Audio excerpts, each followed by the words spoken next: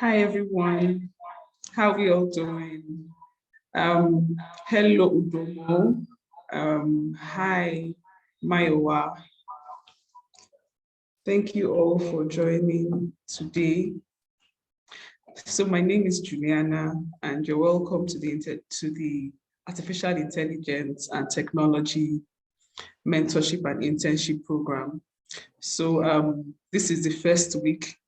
Prior to this time, in the year 2021, we had this mentorship program, but we had it for just intellectual property. So we carried out a survey asking people what they would love to learn in 2022. And we heard from them that they would like to know about artificial intelligence and technology. So we decided to put that as part of the things that we're doing in the year 2022. So graciously, we've had, so I had to reach out to some of the mentors that are here with us, and they graciously said that they would be mentoring. And so I want to say a very big thank you to all the mentors that are present. My name is Juliana Imam, and I'm the founder of Juliana Imam Intellectual Property and Creative Consult. And we also have Gypsy Legal. So this program is sponsored by Gypsy. And I'm excited to see everyone here. Some of us are students, some of us are lawyers, some of us are entrepreneurs, and we're here. I am so grateful. So I'll just go ahead quickly to just read about us. So about the program, Gypsy Artificial Intelligence and Technology Mentorship and Internship Program is a quarterly program for students, young professionals, and enthusiasts across Africa.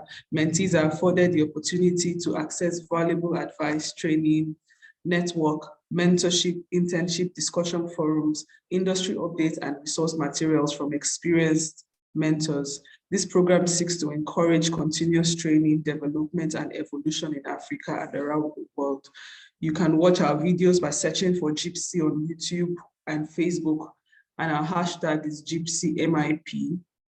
Our objectives for the program is to provide easy access to quality professional guidance, training, and resource materials for students, young professionals, and enthusiasts in Africa to facilitate dialogue and network among experienced and less experienced practitioners and stakeholders to transform mentees into mentors and leaders for the next generation of mentees, and to facilitate further mentorship, internship, and scholarships and job placements for our mentees. So you're welcome to week one, and we'll be going straight to our presentations. So this group has been divided into two, and they will be presenting on the topics that have been assigned to them.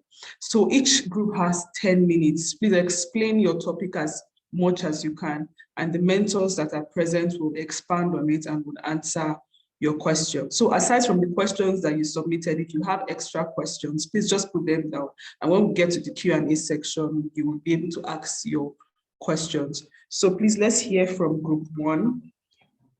Who will be presenting for group one? Good afternoon, all. Good afternoon. My name is Chisomi Boko. I'm an IP lawyer and a research student.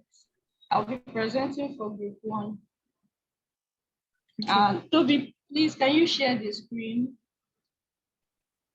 Our topic is AI governance and regulations. So I'll start by defining artificial intelligence. Artificial intelligence, we've been hearing about it. So it simply means a simulation of human intelligence on computers. So it's just a way of collecting data and information and putting them on a computer, and then the computer is now the computer now starts doing the work of Sorry, give me a sec to set human everything. beings. Thank you. Okay.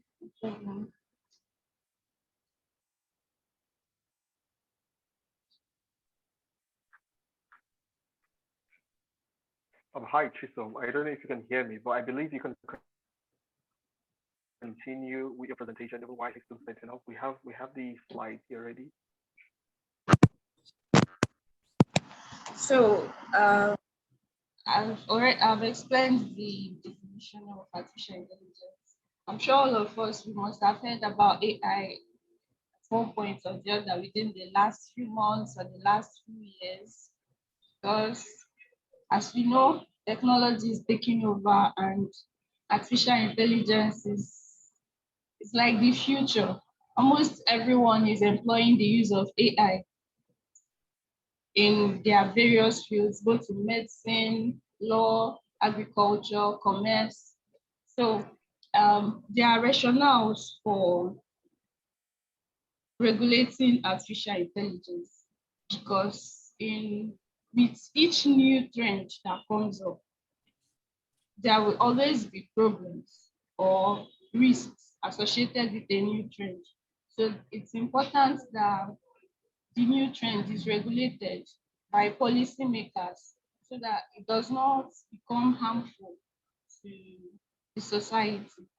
So some of the reasons why AI is regulated is because let's start from our IP laws. They are not they are not coordinated, and then most of them do not make provisions for AI. They were made with inventions, human beings in mind.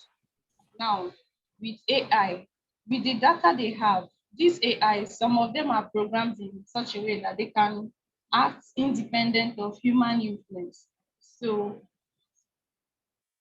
what happens in the event that an artificial intelligence maybe breaches a data privacy or inflicts one form of harm or the other on users? So who will be held responsible for that? The law did not make provisions. And then on the positive side, if an artificial intelligence comes up with an invention or a new innovation, who does the copyright go to?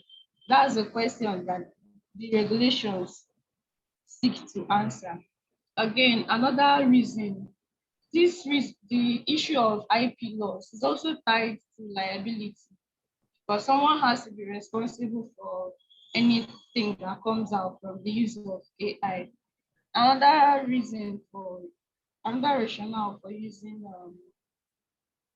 artificial intelligence is, human beings, we have how do I put it? We have a tendency to do things and overdo it. Okay, I saw a car. I think it's not Tesla, but I saw a new car that is all these self-driving cars that has the ability to change colors.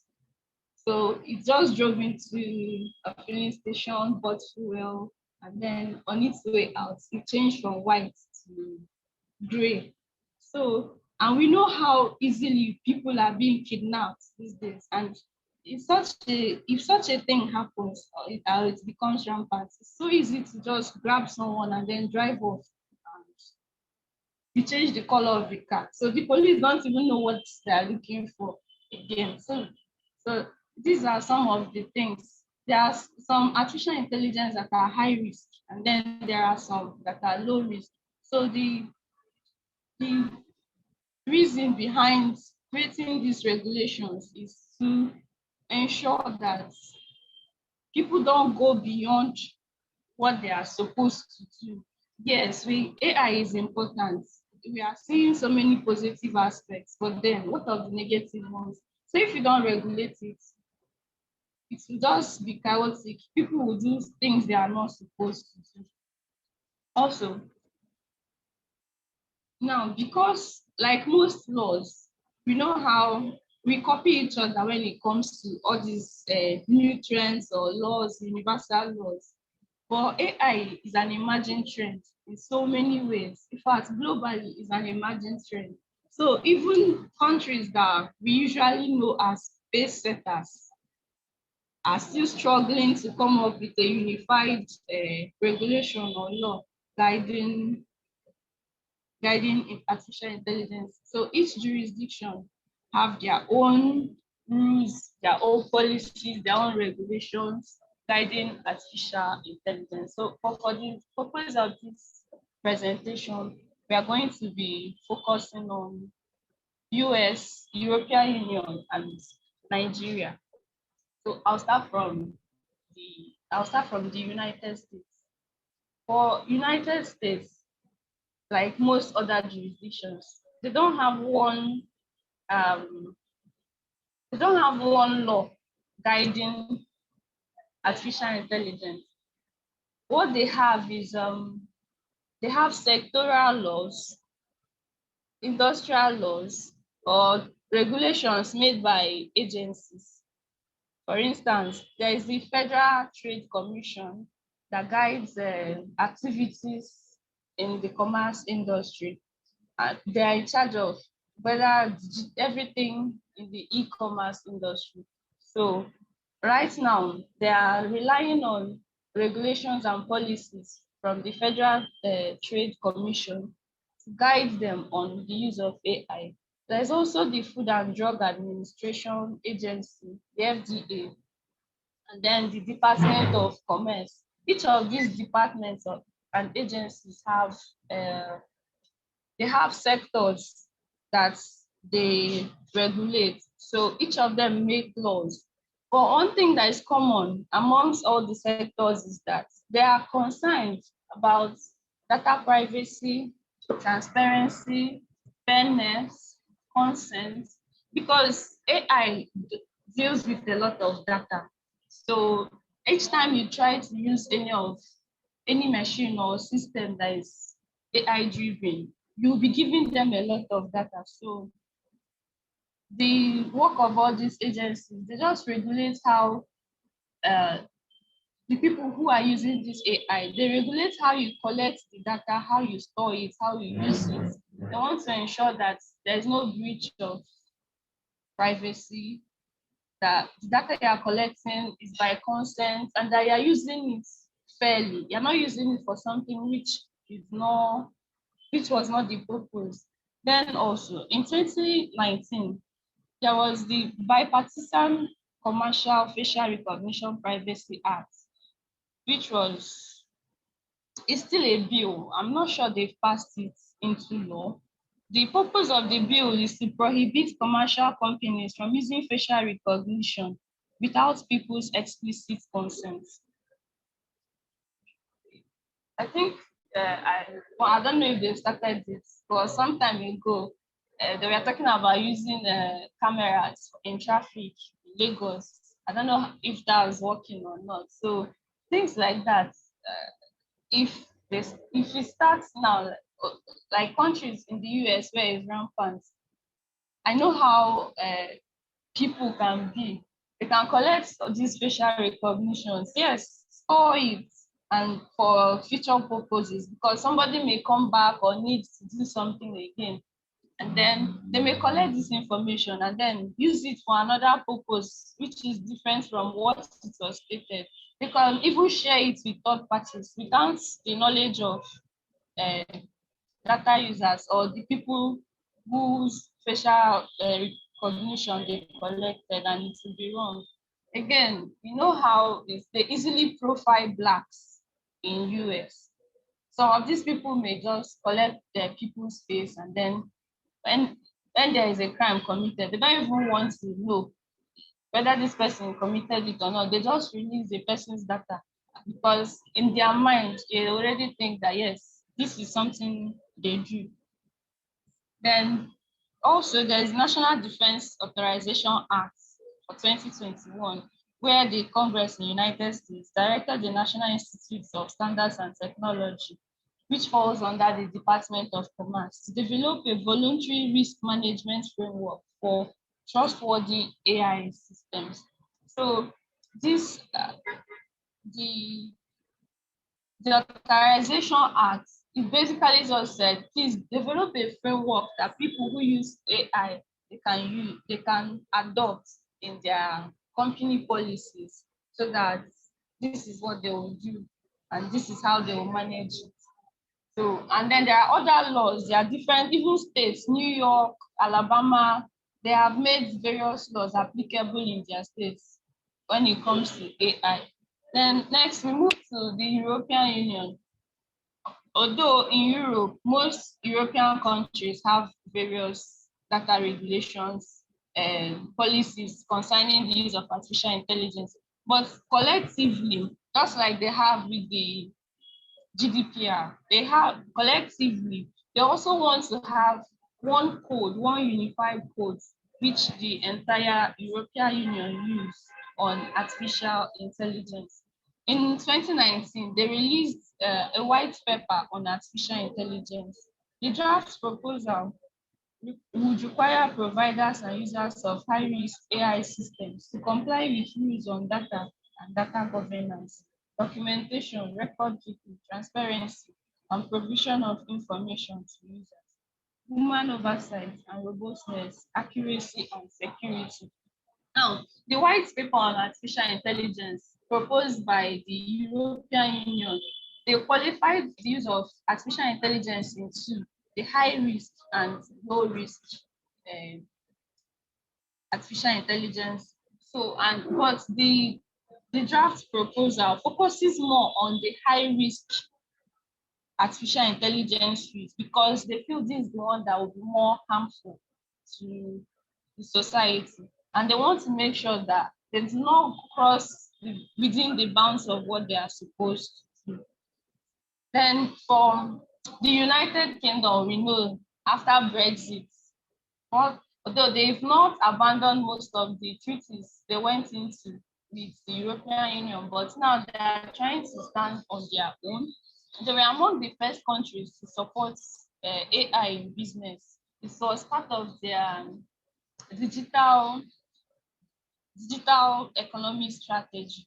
So they supported the use of artificial intelligence in commerce so that they can advance the mode of doing business.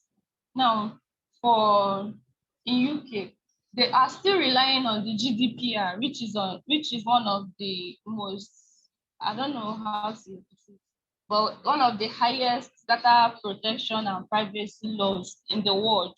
The UK have not abandoned that. Then, in addition, they use the UK cyber law and also rely on the Department of Digital and Media, their Department of Digital and Media to regulate activities in the cyberspace. And this also extends to artificial intelligence. Now, in Nigeria, as we all know, Nigeria, we are perpetual latecomers. Though I hope this will not be the case for future, but we are always following behind. And I can't really say I blame Nigeria in this one because how many of us in Nigeria know about artificial intelligence? And then not even many people have started using it. So in this area, we are trying. Some of the laws that guide artificial intelligence in Nigeria include our the Nigerian Data Protection Regulation, which was promulgated by the NITDA. And then we have the Federal Consumer Competition Agency, and then our Cyber Crimes Act. Like the GDPR, the Nigerian NDPR it concerns anything data privacy and data protection. It covers the mode of collecting data, mode of storage, how it is used, punishments if there is a breach of data privacy. It guides companies who are both data processors and data controllers on how to use data. Then the FCCP Act, it tries to protect consumers, especially in the e-commerce space. It has various provisions on how you can advertise your business, don't give out wrong information. And then when you are collecting people's data, especially when people make card payments, make sure that they are protected. Don't make sure that you don't share it with third parties without the consent of the owners. In fact, I don't even think the law allows you to store the card details on your website, especially for e-commerce businesses, so that you don't come back and say the breach was not on our part. There's also the Cyber Crimes Act. Although most of these laws, when they were made, we have not really come into full grasp of the use of AI. But for now, people are relying on it. Also, people also rely on common law, strict liability, because if your machine or your AI violates any existing law, we can't hold the machine. It's the developer or the company who commissioned it. They are the ones who will hold. So people also rely on strict liability and the Data Act govern AI. Hopefully, countries will they will hasten up in the enactment of unified laws. That is it. Like in US, Nigeria also has the problem of multiplicity of laws. Like for our IP laws now, yeah, we have copyrights, patents, trademarks. So, and none of them uh, really guides AI. So we need one law, one codified law, and not regulations from different agencies because it can become very conflicting. But I must say that Nigeria is trying. It's not as if they are not trying, they are. One notable mention, I think there is a model artificial intelligence regulation made by Singapore. I've not really gone through it, but from reports, they said the regulation is well vast. It covers most of the emerging issues in AI, and they are calling for the law to be enacted. And then it seems like other Asian countries will follow suit. Now, apart from laws made specifically by, Please help me to start rounding up. I'm almost at the end. Sorry.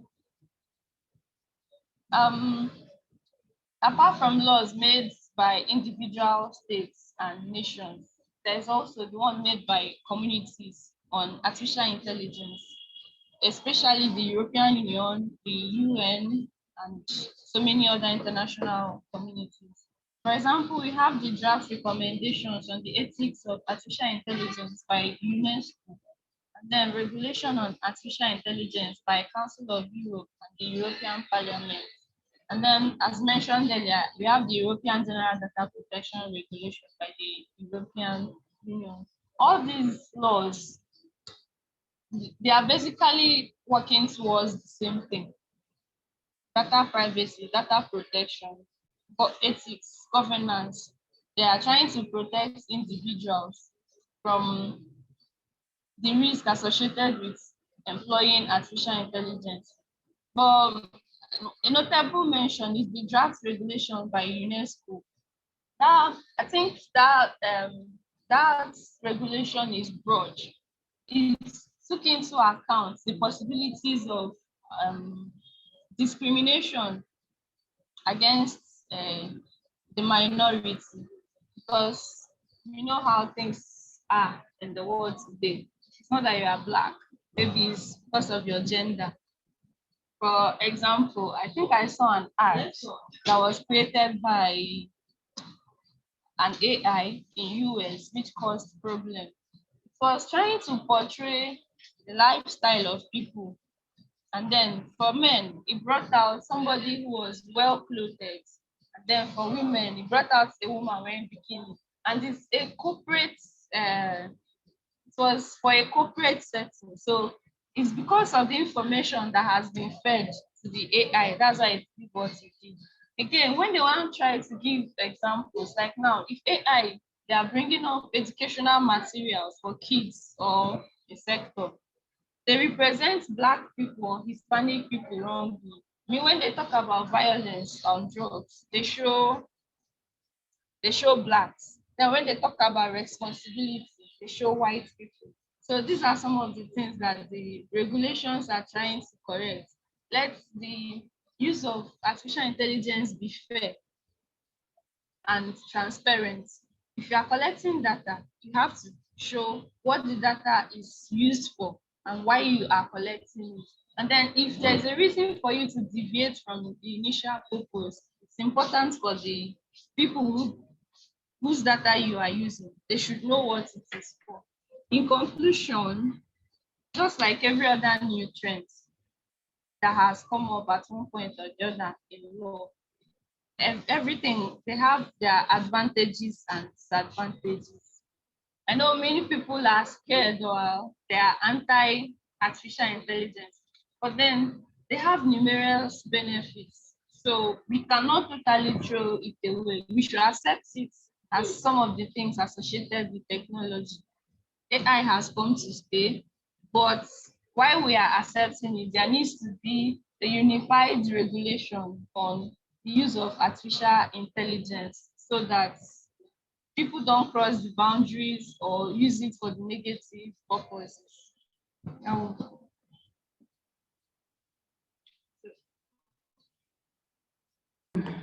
Thank you very much, Chisom. I really enjoyed your presentation. It was coming from the heart, coming from the soul. You didn't have to read a lot and you seemed very excited about the topic. So I can see that the other mentors are here. Hi, Kelly. Hi, Akin. Thank you very much for joining us. So we'll be going straight to the second presentation. Group 2, are you ready? You have 10 minutes by just, well, if you enjoy your presentation as much as Chisom enjoyed hers, I don't know, but let's just try to keep to 10 minutes. Thank you very much, Chisom. Thank you.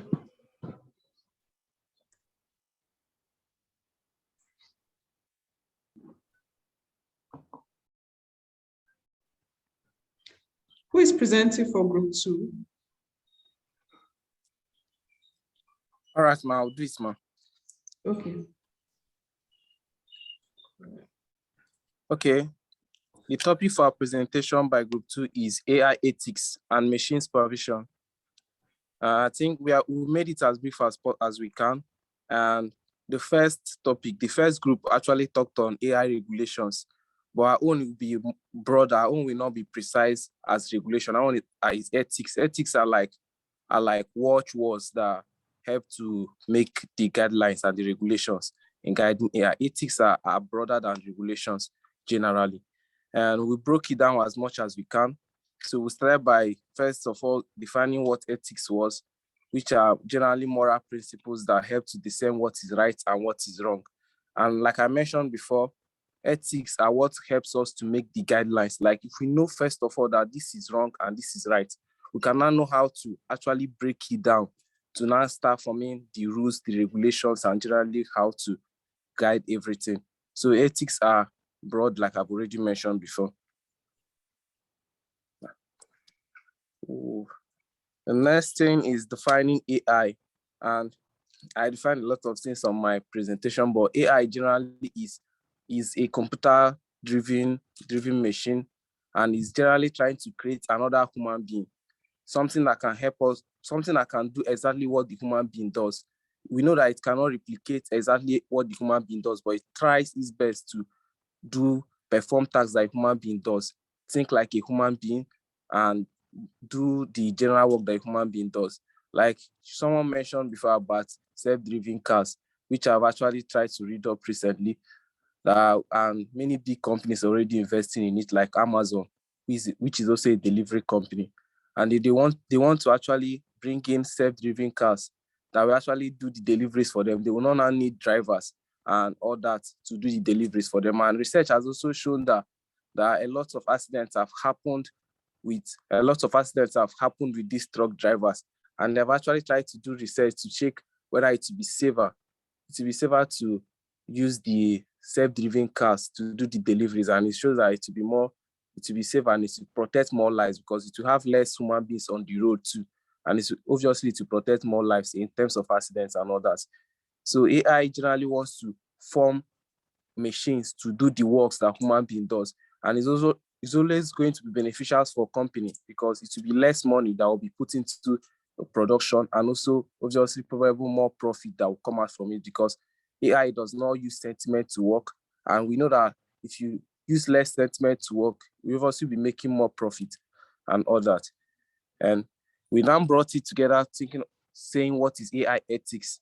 And AI ethics are the guidelines that help in the design and the making of this artificial intelligence to make sure that this artificial intelligence that are being produced does not become harmful to human beings. Like it tries to guide the production generally and the use of this AI to make sure that it doesn't go astray in its main job. Machine supervision, we had a lot of issues in coming up with what was machine supervision, and I hope that this is what exactly it is talking about. Machine supervision is like a subset of AI, and it is just machine trying to create artificial intelligence on its own. That you just program a machine, and on its own it can further reprogram itself, develop more commands for itself and more response for itself. It just on its own needs to be developing on its own. And how will this ethics help to guide these computers to make sure that in developing on its own, it doesn't bring up wrong data for itself that will be harmful to the human beings that will be using it or the human beings that will be operating it at the same time. And we try to now check what's the relationship between AI and machine supervision, which are like the two biggest terms we are using in this topic.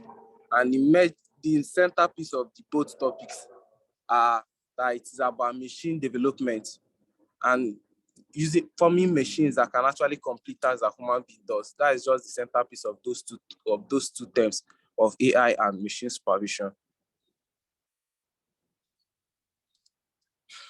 Generally, we know as inventions, this year we have this invention, another year we are going to have another invention. So it's always going to be hard to make regulations that will guide inventions because we don't know what is going to come up next year. So you can't even make preparation for what you haven't seen.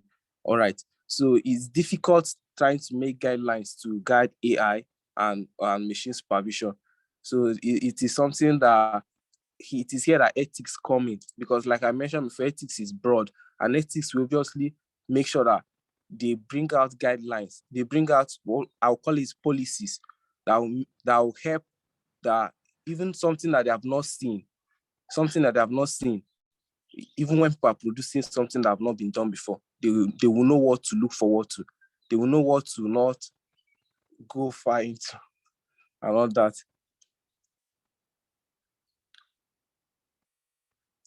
What are the importance of artificial intelligence ethics?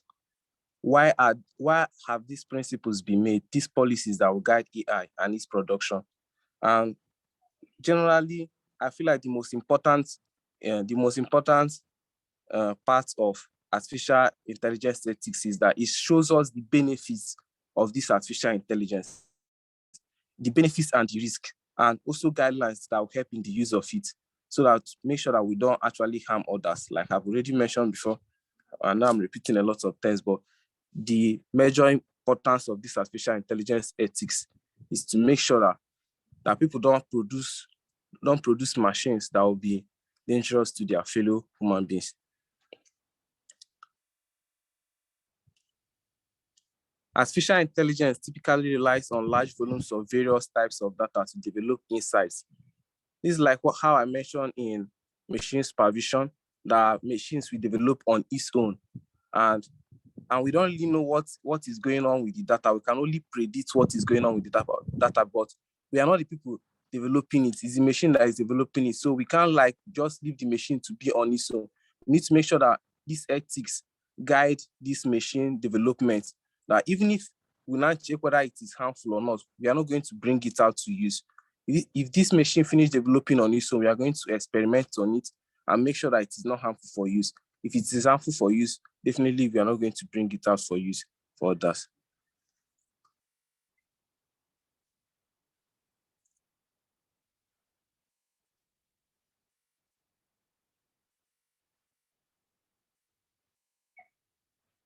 Now, we actually looked at some of the opinions, like people have been giving their opinions on this artificial intelligence ethics. And one of the opinions that have been given by some experts is that it is so reactive and not proactive. And if artificial intelligence ethics are reactive, it means that there will still be losses, there will still be harmful damages to people. before even the ethics can react to what has been done already. So it has been advocated that artificial intelligence should be more proactive to make sure that even before damages have been done in the first place, that it has been controlled. We don't have to wait till someone has been hurt or someone has died by the use of artificial intelligence before something can be done about it. We need to nip it from the bud before something actually happens.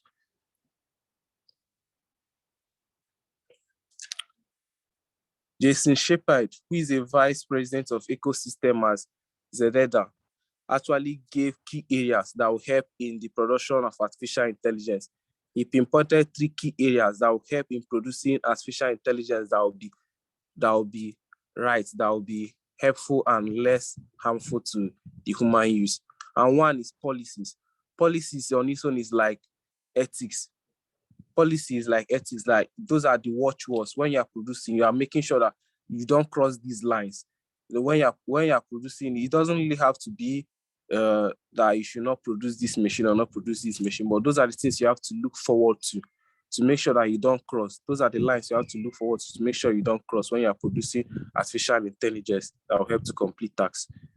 Next one is education, to make sure that people that produce it, head of companies to the CEOs, to make sure that they know what they are producing, that they have real knowledge of the areas they are producing on. Like if you're making artificial intelligence to be used in law, you have to make sure that these people have good knowledge of the law. And you can't really put someone that doesn't really know much about the law to produce machines that will be used in the law space or in the legal space. And most importantly, even if you're going to use in the medical space, and we are talking about lives of human beings here, you need to make sure that the people that are in charge actually have good knowledge of what they are producing. So it's important that you have, if not doctors, but people that have great knowledge in the medical area to be involved in the production of this artificial intelligence, to make sure that what they are producing is in line and in tandem with what is expected in the medical space. Next one is technology. Technology is also saying, people producing this, how vast are they with the AI?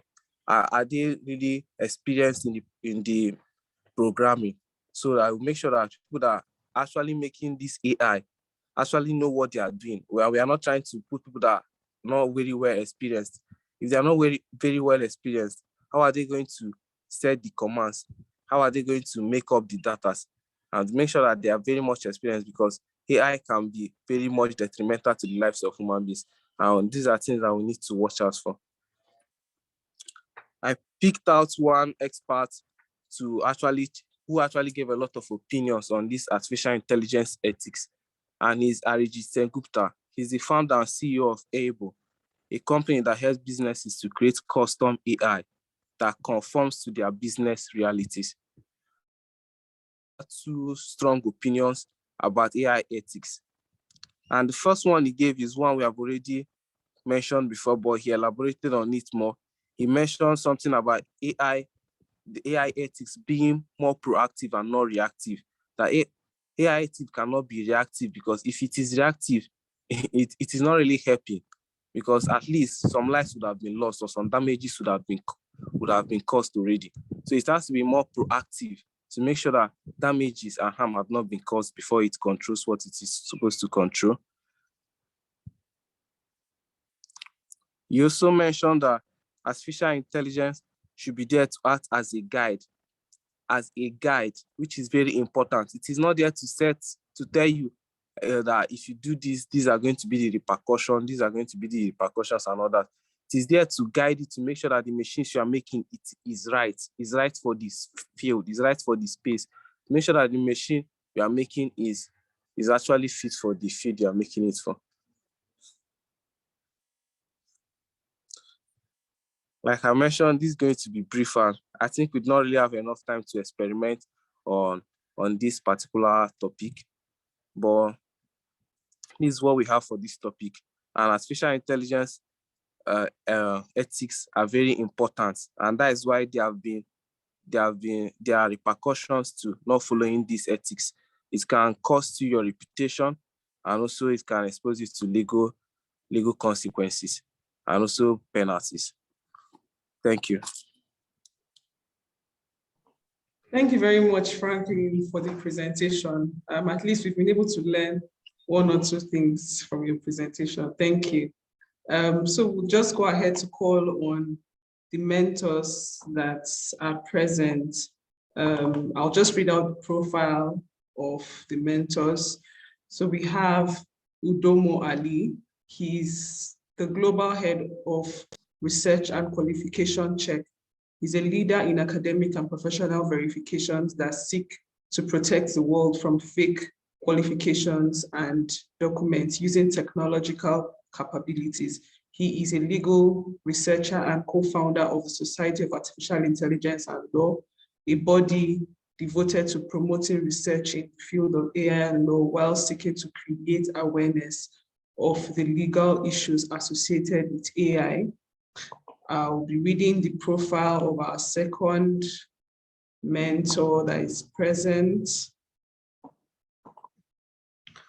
Kelly Idehe is an emerging technology thought leader, entrepreneur, AI researcher, and influencer for the digital innovation. He's passionate about the applications and impact of disruptive technologies for solving real-life problems faced by people, especially in underdeveloped countries. He is currently the founder of LearnHub Africa and the CEO of Link Orion Technology, where he consults for brands and helps them to undergo the process of digital transformation. When not fully immersed in research, speaking engagement, and technology-related projects, Kelly loves to spend his time on social impact projects, helping young people through digital skill programs, STEM education, and mentorship as a commitment to his mission to getting more people ready for a future that will be completely disrupted by technology.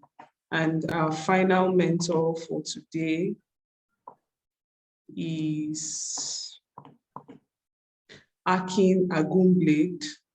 He's an analyst / emerging tech lead with Tech Hive Advisory with core competencies in emerging technologies and tech policy. He has been engaged in the review of several legislative policies. He has policy instruments with relevance to the Nigerian tech ecosystem, developing recommendations for their improvement. He has also worked on team projects covering internet infrastructure in Africa and the impact of artificial intelligence on the rights to privacy globally, and has been published by the UN and WIPO in this respect. He is steadily acquiring knowledge and competencies with a focus on the AI ethics and governance space. So we'll be calling on Udomo to give his comments firstly on the presentations, and then we'll move over to Kelly and then Akin. And after that, then we'll take their questions. Thank you. You're welcome, Udomo. All right. Hi, everyone. Am I audible? Yes. Oh, great. Thank you very much, Juliana. Hi, Kelly. Hello, Akin. It's a pleasure meeting you all virtually. And hello to everyone, participants who are attending this program. And it's really an honor and it's amazing being here, honestly. So without further ado, I'll just go towards my comments on the first presentation that had to do with AI governance and regulations, within Africa and also across the globe. From the presentation, I noted a couple of stuff, and Chisom, you really did an amazing job making that presentation. And it was more or less like I was following you and reading, and at the same time, everything was just going hand in hand, without any discrepancy or confusion created for the audience or for the listeners alike. And I'm just going to say something regarding the production of AI and AI regulations generally across the globe. Your presentation solely limited the scope of AI regulations. I was hoping you could probably be talking about core AI laws, but you did mention about the GDPR. But when you came down to Nigeria, you were mentioning about the FCCP's Federal Competition and Consumer Protection Commission, NITDA Code of Regulation, and for the US, you made mention of the FDA and FTC, that's the Trade Commission's rules and regulations. Going further down, pardon me, let me just scroll to the point, this particular slide. Regulations of artificial intelligence in the international community. For the European Union, yes, the GDPR is quite a laudable and strong rule or regulation there that is being used by all European countries, and in Africa, it's still developing. We haven't really had a coherent or a precise AI regulation that regulates or governs the activities of AI operations in Nigeria, in Africa, but it's still a work in progress. Discussions have begun within smaller hubs. That's why you have AI hubs all around in Africa. Like the tendency of creating an AI regulatory body or regulation in Africa is really high, and within the next shortest possible of time, you'll find that. I want to make mention of something that maybe you or within your research you didn't avert your mind to. First of all, AI is not coming to take away our jobs to start with, and we don't envisage that scenario very soon. It's more or less like the fear. The fear is coming from the fact that people feel they'll be redundant with the application or utilization of AI within their own discipline or job lines. So I do not think that will be the process. You only become redundant if you aren't effective within your job line. So that's why there's a need to upskill, continue creating and looking for avenues to gain new knowledge and new line of thought, so that when the application of AI fully comes inculcated into your own discipline or into your own line. I believe most of us here are lawyers.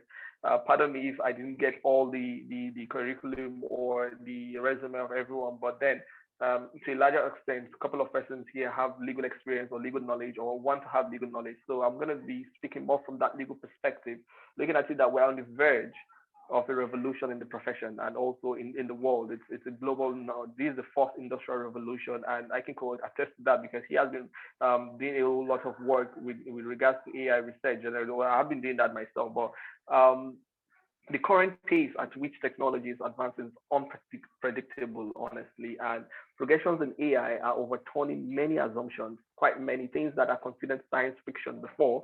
Things that were considered science fiction before are fast becoming a part of our reality, and it's no longer news that you have self-driving cars. I mean, even our smartphones, they're all AI technology, and I feel AI is not just computers doing human jobs. AI for me is it's a blanket word. It's a blanket term. It's an umbrella term used to refer to a whole lot of other things beneath it. So AI for me is just like saying a house. So AI connotes, it's not really the right term to use, but because for lack of better term, that's why scientists and science have decided to bring up that notion. AI is it's a buzzword that could use to connote to a lot of things, machine learning, Internet of Things, data protection, anything you can think of coming from the scientific field that has to do with robots, machines. Robots aren't just AI. We didn't just have robots. Robots aren't the only AI we have in the world today. We have a whole lot. In 2020, Samsung introduced Neon. We have the Samsung Neon.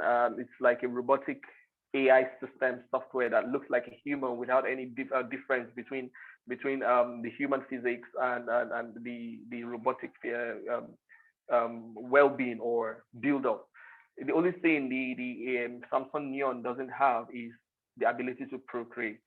Aside that, it has feelings. Some of them aspire to become lecturers, accountants, newscasters, lawyers. Estonia, for example, already has an AI judge. In 2019, they created the AI judge, that tends to adjudicate over lesser cases that have to do with 7,000 euros, I think, and Canada has also produced something. I think they're an AI mediator or something.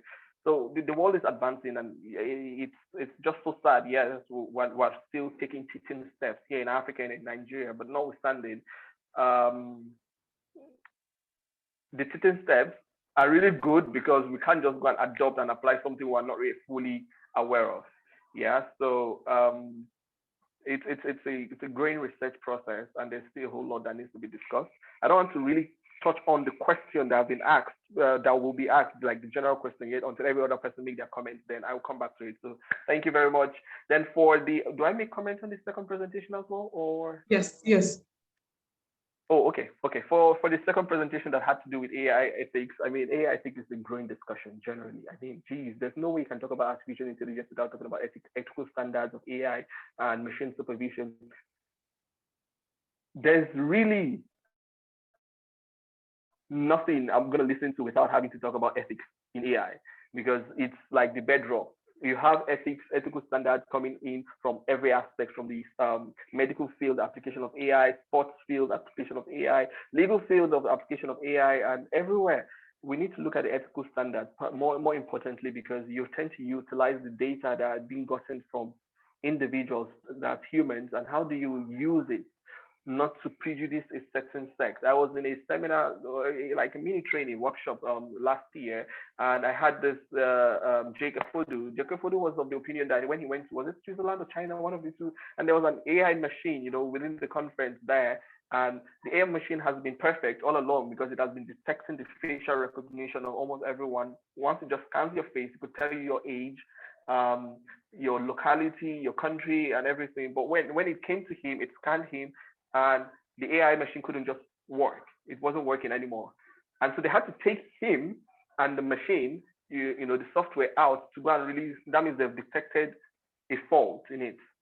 So there's this tendency of bias, more or less. It was only detecting the facial recognition of those who tend to be, who it has judged to be probably white or brown, but not black-skinned Africans. So that tends to, there's this element of bias in it, and that is what ethics is all about.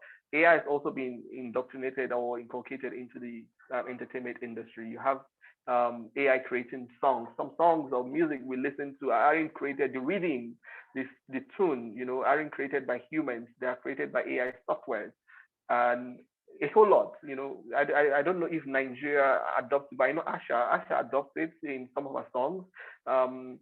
We had MC, okay, she's based in the US, but she also applies AI software in some of her songs. But then it has all these, when you turn to, okay, who tends to take culpability or blame for, that's the question. So I won't go there. Anyway, so I will let Aiken and Kelly go ahead. But good job, guys. You really did a massive and impressive presentation. Thank you. Thank you very much, Udomo, for the presentation. For the comments, I really enjoyed it. So we're going to move straight to Kelly. Hi, Kelly. Hi. I hope my sound is clear. Yes. All right, great. So yeah, the presentation has been very, very insightful. The first presentation was really, really deep and quite extensive, thoughtful also. Talking about regulations, air regulations. Everyone is trying to bring in AI regulations as it affects their own ecosystem. So you have the European, the US, the Chinese, even corporate companies also, they also have in-house regulations in terms of how they apply AI and what their projections for AI would look like.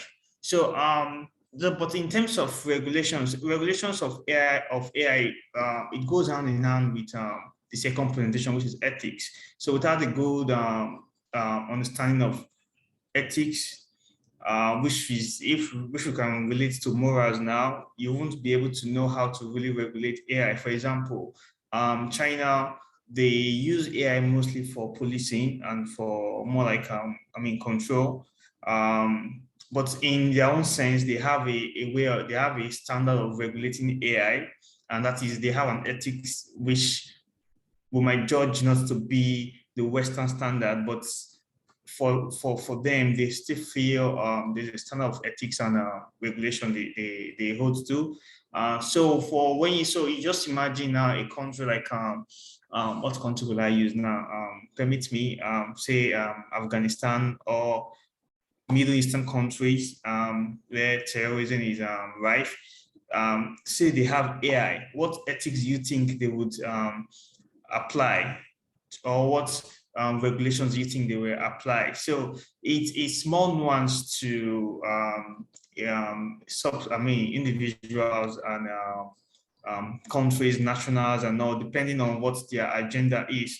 So, but it's good to have a general picture of what the regulation on AI is. For example, we're talking about I think the first presenter was talking about the GDPR. I think that came out in 2018 or thereabout.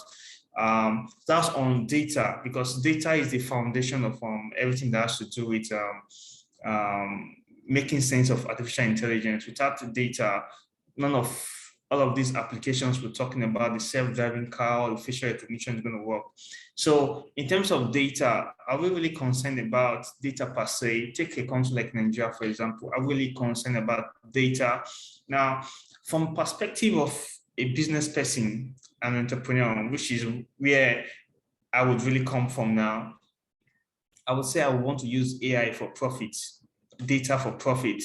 But in terms of the individuals whose data I'm collecting, who is going to speak out for them? Who's going to voice out for them? So I think this discussion, this forum is quite important now, because now we're bringing in the legal, how would I put now, legal rights, human rights, so to say, in quotes, that would kind of foresee and speak out for the general public. Because for the corporates, talk about Facebook, Google, and rest, do they really care about the individuals? I don't think so, because I think it's more optimized for investors and for profit. So this forum is quite important for us to really understand the, let me say, politics or the ecosystem of AI and how it is being applied. So the race thing is the application, really, the application. For example, if I was to use my AI to maybe do some, maybe hack something or maybe release nuclear launch codes, or for example, it is the application. I could also use AI to make farming more productive, make agriculture more, beneficial to everyone.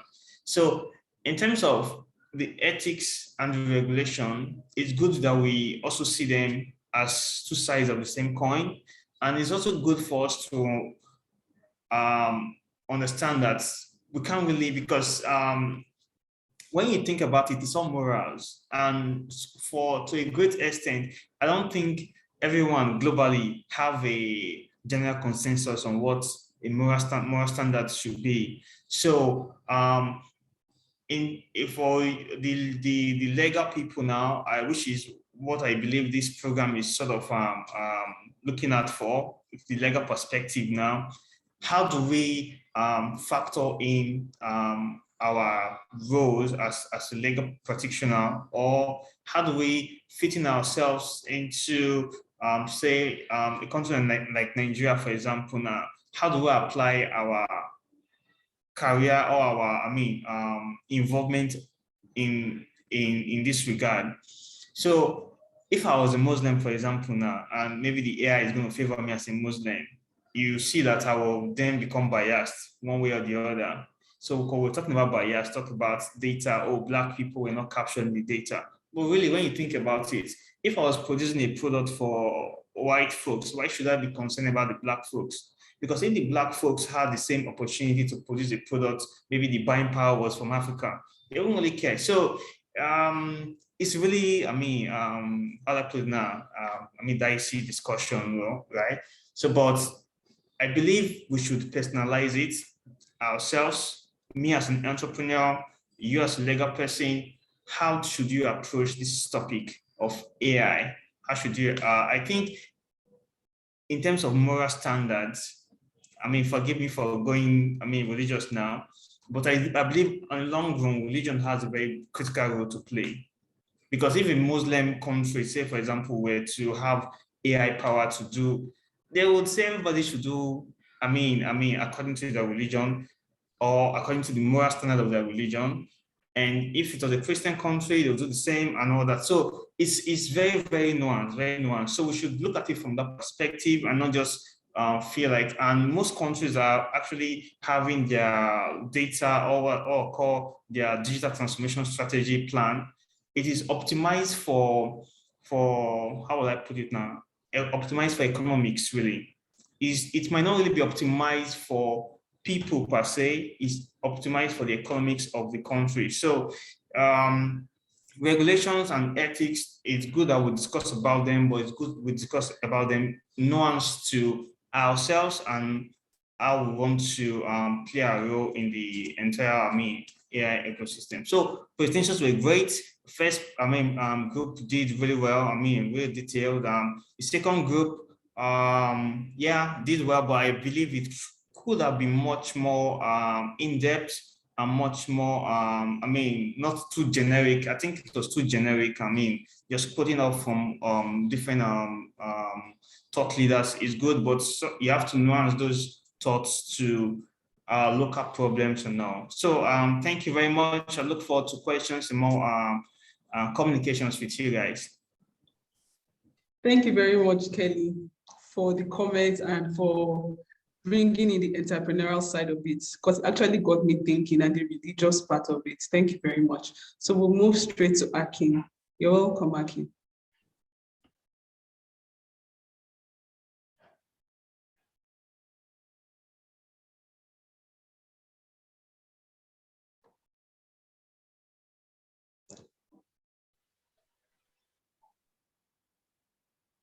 Hello, can everyone hear me? Yes, we can hear you. Okay, so I'd like to commend both books. For AI ethics and AI governance. The good thing about this is that both of them are interrelated, so you can discuss about one while talking about the other one. And I like to commend the effort that both books made. I'm assuming they have time constraints, so they could not really go into specifics, but I think they still tried to touch on some of the most important things. So I will start from the second to and then go into the first one. I made some notes while they were presenting, and then I had the presentations before. So yeah, even while the other mentors were speaking, I remember that Udomo made mention of AI being used to use in the music industry. There was a movie that came out in 2016. Some of us can look up at it. It's called Morgan.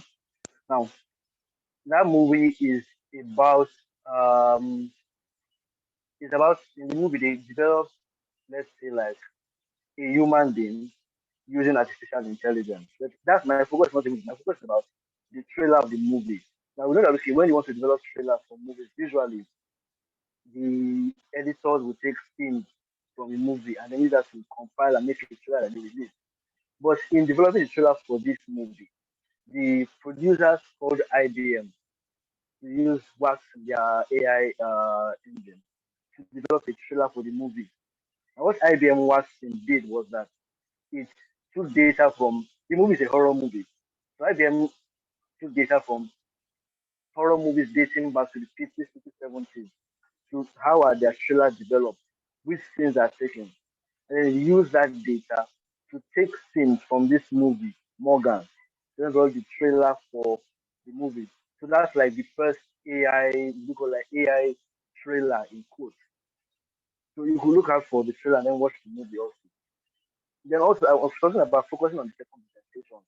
There was something that there's a quote that from Arijit Sengasa, the CEO of the IBIT or IBO, where he said something about ethics, which I feel that okay, something we should clarify.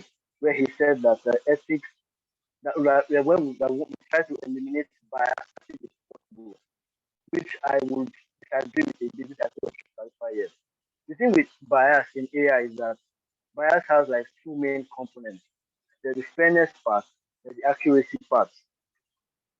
Okay, so for fairness now, I think it was Group One that made mention in the question about Amazon's hiring that favored men. Now the problem with that system, the Amazon system, was that the Amazon system was an actual system. It was not a question. I'll explain why. Amazon's engineering team is mostly made up of men, so they have more men than women working for them as engineers. So in developing that system, they took the data of let's say the CVs of all their current and past engineers. So let me just use like a ballpark number. Let's assume that the data set in developing that AI system for Amazon had 100 CVs, 25 for men, 25 for women. There is no way you would use that system to develop a hiring model and you will not achieve results that favor men. Was it a fair system? No, it was not. But was it accurate? Yes, because the use the data was given to give you that result that was unfair.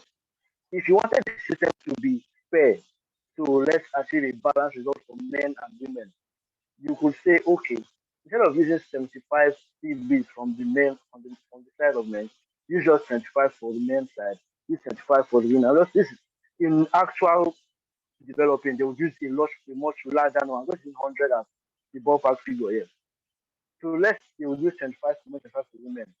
You would achieve a much fairer hiring system, but it would be a lot less accurate because there isn't a much significantly smaller data set. And secondly, you might end up not taking note of certain metrics. Let's say, for instance, now you need developers who are skilled in C Sharp, Kotlin, Java, and all of that. And of course, you want to remove all the excess CVs in that sense to be a lot more fair. Remove those metrics. So you might end up with results that are a lot more fair, but you would lose in terms of accuracy. So the challenge with bias in AI is not that you cannot eliminate bias, but it is difficult to achieve because to achieve a system that has little or no bias, you must balance fairness and accuracy. So let's say, using this Amazon example, I wanted to achieve a balance here using this system. Let's say, okay, yes, I will still use 25 CVs because we don't have enough women working with us at Amazon. So let's still use the 25 CVs for the women, bring 25 CVs for the men's side. But because there are other metrics that we need to measure, let's take 15 more from the men's side and add it there. So we have 40 on the men's side and 25 on the women's side. So that way, the system is not as skewed as when it was 75 for men, 25 for women, and it's not a situation where it is 100% even. So that way, you are able to achieve something that is both fairly accurate and also both that has both a bit of fairness and a bit of accuracy. In that way, you've also mitigated bias in that sense. So the issue with so that's why going back to that question you said. So it's not the case that you cannot eliminate bias. You can mitigate bias by striving to incorporate elements of fairness and accuracy when deploying and developing the data set that you are using also in the models. Now, for the second, I mean for the first, for the second presentation, and for the first presentation, um, the presenter Tito made mention of how most countries are using like a separate regulation. So there's something from the US FTC, there's something from NCSD and different regulators. And she made mention of how it should be preferable if they have it was a central legislation. Now, countries are making moves towards this direction, and Spain is about to set up what might be like the first omnibus AI regulatory body. In Nigeria, there's a bill before the National Assembly that wants to set up like an AI regulatory body, apart from the National Center for AI and Robotics that was, as you mentioned in our presentation. So that's a step in that direction. But one thing we need to realize is that both methods can coexist. You can have separate legislation for specific areas and still have a central body. Because take for instance now, um, there are specific uses of AI intellectual property that the central body may not be able to cater for. Like last year, I think it was late last year, South Africa uh, made Israel the first country to grant, I think it was patent rights to an AI, and I think it was called Davos AI. I think it was named Davos AI. And then people criticize that decision. Okay, but there are some specific instances where okay, this thing is a very specialized field, and only a specialized regulator with specialized experts can be able to effectively craft regulation for AI in that space. So only people who are, let's say, AI, who are IP experts, can especially say, okay, yes, we want to review the copyright and want to review the Patent and Design Act. This is how this is how we can allocate rights for AI generated works within Nigeria's IP legislation. For let's assume we have self-driving cars in Nigeria. Only ladies, let's say the FRS, the Federal Road Safety Commission, will okay, this is how these cars can be regulated on Nigerian highways. There can still be a central regulator that can issue broad standards or these are the parameters that everyone should comply with. And then specific set of regulators can then come in to then issue their own regulations for their own sectors. And also, we already have an example of that, like the Nigerian Securities and Exchange Commission, the SEC, which is the capital market regulator, issued something last year, which is the Robo Advisory, I think the Robo Advisory guidelines, which basically regulates fintech or anybody operating in the capital market using recommendation algorithms for issuing recommendations to their clients on how they should invest. So many of us that have, so let's if you use any of those apps for investment, and let's say when you wanted to use them, you have to answer questions like, okay, what is your investment approach? Are you an aggressive investor, a cautious investor? What's your objective? Are you investing for a 5 year outlook or short term outlook? If you have to answer questions like that, it was because the SEC regulation for robo advisory told them to issue ask those kinds of questions. And if you want your customers to, if you're using a recommendation algorithm, you must ask your customers these questions. And you must use those questions, your algorithm must use those questions in issuing recommendations to your customers on how they should invest. So that is a specific set of regulation focused on the capital market. If you say one central body should do it for everybody, it will be overwhelming. It will end up overwhelming that industry. That's why you will need to have sector specific regulations and still general regulations on all sides. Now, there was something else you made mention in your presentation about the UK. I just need to clarify that you said that the UK uses the GDPR. That's true to an extent. The thing is that okay, yes, after the UK left the EU, they developed their own GDPR. It's still called GDPR. So it's almost like they took a lot of the EU GDPR. The only difference is who the regulatory authority is. Under the EU's GDPR, the relevant authorities are the data protection authorities in the EU countries. So for the UK's GDPR, it is the IC, which is their information commissioner. So that's like, so it's not a, there's not much difference between the UK and EU GDPR. The only difference is their regulator or the data protection authority under both instruments. Then there was also something you made mention of which I just feel like we can also discuss here, where you talked about you made mention of the accident with Tesla. Yes, the 2018 Tesla accident of that where a pedestrian was killed, and then the regulators held the driver liable, even though, like you noted, the car had fault. Now, one thing we need to note is that when it comes to self-driving cars and liability, it's something that there's a lot of discussion going on. There's a lot of complexities in this field, and I'll explain why.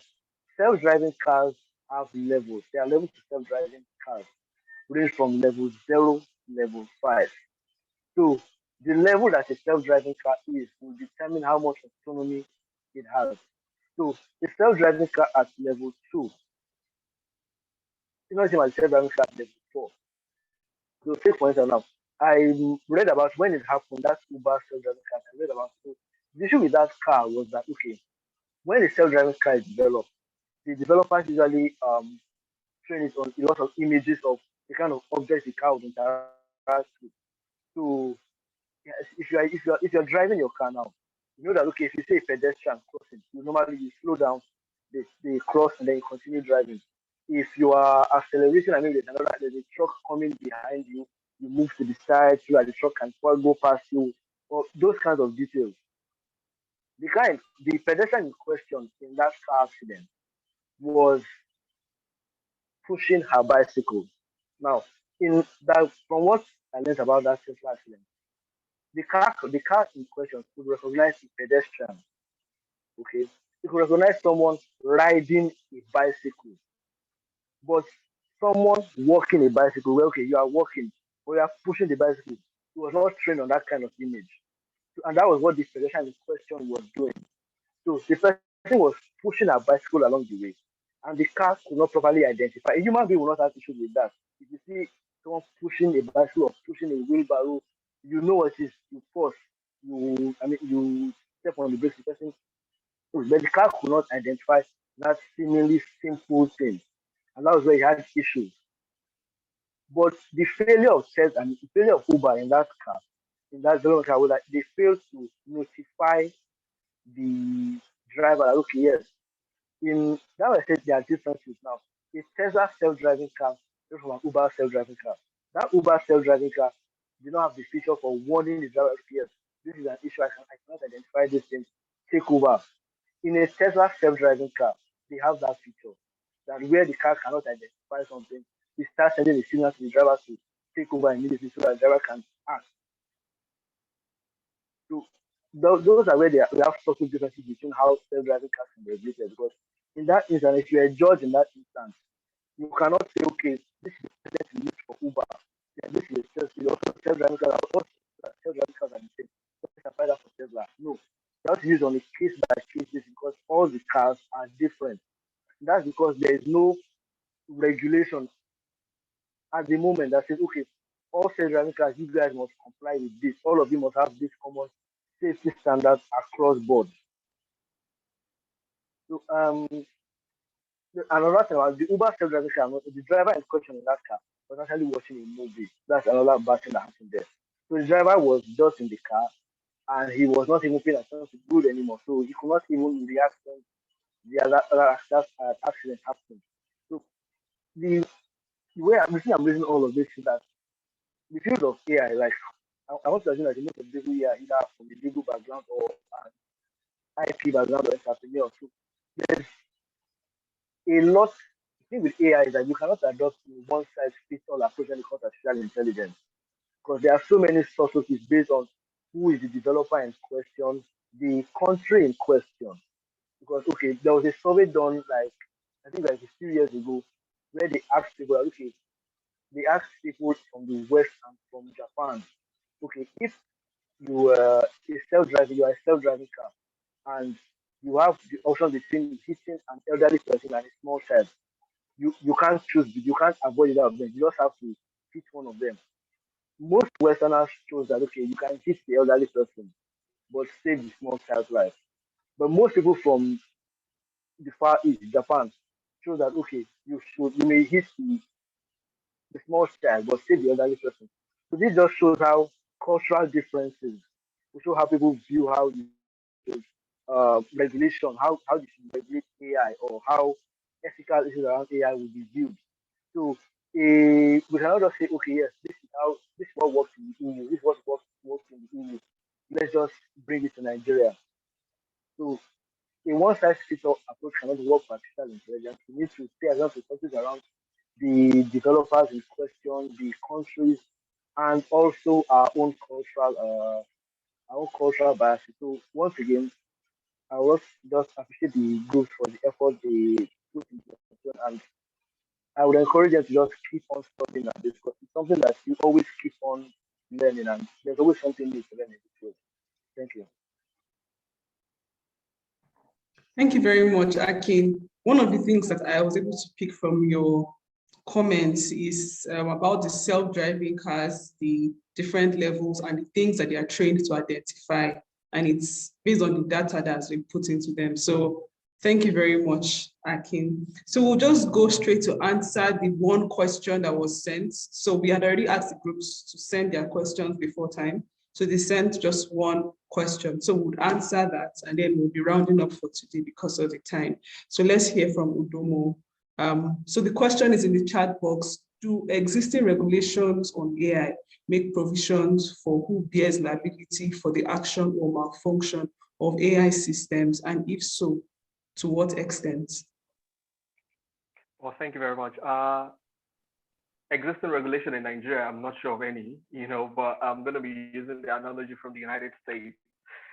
Generally, yeah, I'm going to be looking at it from two perspectives. The criminal perspective, I'm sorry, Kelly, but this is going to be a bit more legally inclined. So just not to move you off that.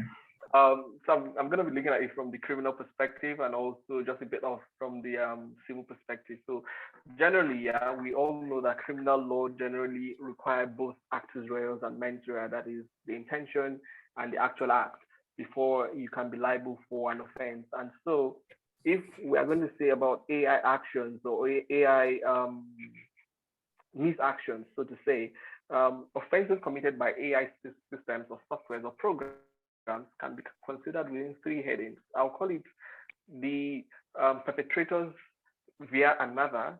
Okay, I'll look at this from this aspect where an AI system committed a criminal offense. Well, an offense is criminal in nature. So he commits a criminal offense, and then who bears liability? So the issue of who bears liability will be dependent on three factors. And I'm going to read it out because I wrote down some things here on who bears action. So I said, okay, for perpetrator via another, here the owner of the AI program will be held responsible for. So why do I call it perpetrator via another? Let me just give you a bit of explanation why I refer to it as perpetrator via another. What I wrote here, I actually made a paper so I could send it afterwards and just to save us some time. So if an offense is committed by an AI, by a mentally deficient person, that is an AI in this regard, a child or an animal, probably the perpetrator is held to be an innocent agent in this regard. That is, he doesn't have the mens rea or the actus reus to actually commit that offense because it's a machine. However, if the innocent agent, that is this machine now, was instructed by another person, that's why I say perpetrator via another. So if this machine was instructed by another person to commit this offense, then who are we going to hold liable? Definitely the person who instructed the machine to, that's the instructor of the AI system or the AI program. I'm not looking at it only from the robotic perspective, but I'm also looking at it from software perspective. There are softwares that we use that tend to violate our own data protection rights or our own civil rights or criminal that commit criminal offenses, so to say. Another one is the natural probable consequence. That is another classification or categorization of how AI can commit offenses. And in this model, the software was actually created for a good cause and maybe for a justified purpose. However, in the course of its action, there's what we all know probable consequences of an action. So it's now committed an offense. Best analogy I'm going to give here is, for example, let's say an AI software in a mine and coal sector, maybe on site, they call it site, yeah. So while at site and these miners were working and everything, then an AI software an AI machine that is meant to help these miners, all of a sudden figured out that one of the miners was a probable threat to it. That's the AI machine. It was created for a just cause. However, it deviated from its course because it's machine. It's bound to have errors one way or the other. And so it now killed this miner, maybe pushing him through the drilling machine or something, and the miner died. At this point, the instructor or the owner or the purchaser of that program or of that machine wouldn't be held liable instantly because the initial cost, the initial mens rea, so to say, okay, well, the mens rea was there, but it wasn't instructed by anyone. So in this regard, they won't have to hold anyone culpable. However, the normal legal use of natural probable or consequence is to prosecute accomplices, of a crime. So users of programs might be held liable if they knew that the criminal offense will emanate from the usage of that program. So let's say the purchaser of that AI software, because definitely using it in the drilling agency or in the drilling sector, it wasn't programmed by those guys. So they bought it from the science or the company where they bought the software or the machine from. So if they knew that killing someone could be within the widest probable consequence, could be a probable consequence, so to say, of the usage of that machine, then they could also be held liable for the death of that individual that the machine caused. The third one is direct liability. So this model attributes both actus reus and mens rea to the AI software. But then in Nigeria, we do not have so much laws, or we don't have any law that tend to look at the criminal liability or culpability of AI softwares and programs. And then, so what I've been able to just do here in answering that your question that was asked by group one is classifying the culpability of AI machines into three different categories. Direct liability, perpetrator via another, and also probable consequence. And if you look at in each one of them, the tendency to just find the machine, the software culpable, it's not there. Instead, it's the users of the software or the programmers of the software that will be found and held liable or culpable for that breach or injury that was caused. Then also looking at it from the civil perspective, basically it has to do with tort, bringing up cases on tort, negligence, and breach of warranty. That is all what it will hover around. So I don't know if I've been able to answer the question, but that is where I'll just stop for that, and I'll let the other mentors have their ways, please. Thank you very much, Udomo, for that extensive answer to the question. So we'll move over to Kelly. Yeah, it's a very deep question, to be honest, because it all depends on the situation, the context, and the people involved. Is it the corporate? If it's corporate now, or if it's the government, for example, I'll give some instances so we'll see how it can play out. Say, for example, we have an AI that was supposed to be a Robocop, for example, protective. And for some reason, this AI, when you come into your house, then detects you as someone trying to break in, an invader, and it sort of wants to neutralize you, or maybe does something to you, maybe disarms you or shoots you or something. Now, in this case, now the AI is doing its job. Probably that day you were putting on the wrong kind of wear, or probably you were working from the wrong kind of space or something, right? Then say for another example, we have an AI that's supposed to be managing an agro value chain or agro system, and it's supposed to monitor, so and so kind of chemicals should be sprayed on so and so kind of crops for fertilizer or something. Then in the course of the entire process, a different kind of chemical was used, and those food crop goes out and poisons people who eat them. Now, in all of these instances, you find out that in every case, the AI is just doing its job. It's working based on the data or the information it receives. Now, because you cannot now, are you going to blame the creator of the AI or the developer? You can't really do that, because why? The developer has already given the AI autonomy. So you find out that when we talk about culpability or malfunction of systems, really, it's, for example, I think not recently, some years back, when the AI, Tesla Auto had an accident and the passenger died and all, and it became a legal case. Really, there was really no law or no legal, codes to really process those kind of cases. So they become individual cases.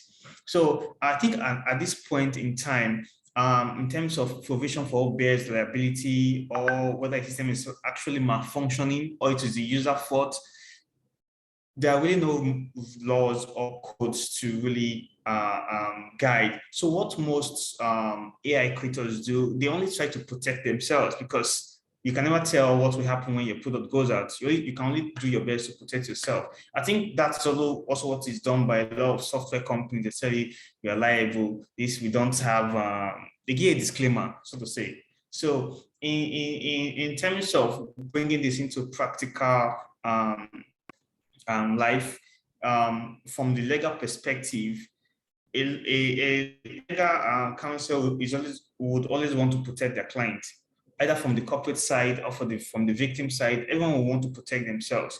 So in whatever case you're playing your legal role, I think the most critical thing is, as like doctors do, they have a oath where they say, do no harm, or I believe lawyers also have a moral code of conduct which they should abide by.